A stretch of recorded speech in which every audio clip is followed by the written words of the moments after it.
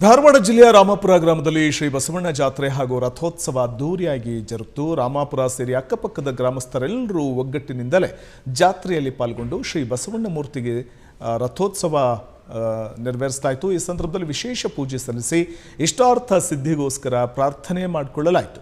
ಕಳೆದ 28 ವರ್ಷದಿಂದ ರಾಮಾಪುರ ಗ್ರಾಮದ ಶ್ರೀ ಬಸವಣ್ಣ ಜಾತ್ರೆಯನ್ನ ಗ್ರಾಮಸ್ಥರೆಲ್ಲರೂ ಒಟ್ಟಾಗಿ ಆಚರಣೆ ಮಾಡಿಕೊಂಡು ಬರ್ತಾ ಇದ್ದಾರೆ. ಗ್ರಾಮದಲ್ಲಿ ಪ್ರಸಕ್ತ ವರ್ಷದ ಮೊದಲ ಬಸವಣ್ಣ ಜಾತ್ರೆ ನಡೆಸಲಾಗಿದ್ದು, ಮುಂಜಾನೆಯಿಂದಲೇ ಬಸವಣ್ಣ ಮೂರ್ತಿಗೆ ಗ್ರಾಮಸ್ಥರು ವಿಶೇಷ ಪೂಜೆಯನ್ನು ಸಲ್ಲಿಸಿ ಇಷ್ಟಾರ್ಥ ಸಿದ್ಧಿಗೆ ಪ್ರಾರ್ಥನೆಯನ್ನು ಮಾಡಿಕೊಂಡ್ರು.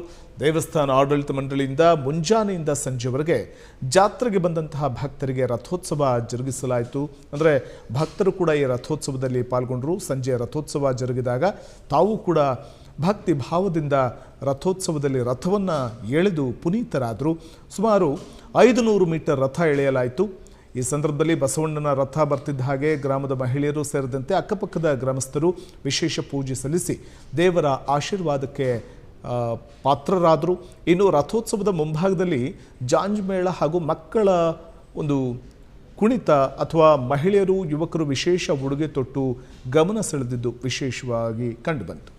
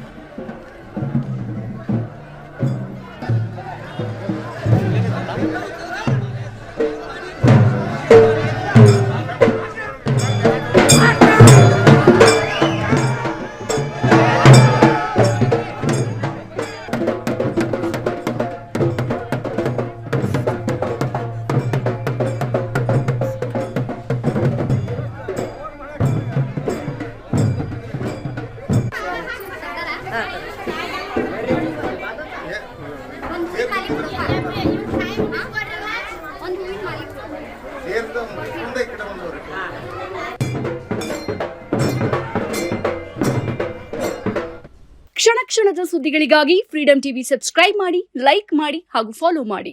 ಹೊಸ ಸುದ್ದಿಗಳ ನೋಟಿಫಿಕೇಶನ್ಗಾಗಿ ಬೆಲ್ ಐಕಾನ್ ಮೇಲೆ ಕ್ಲಿಕ್ ಮಾಡಿ.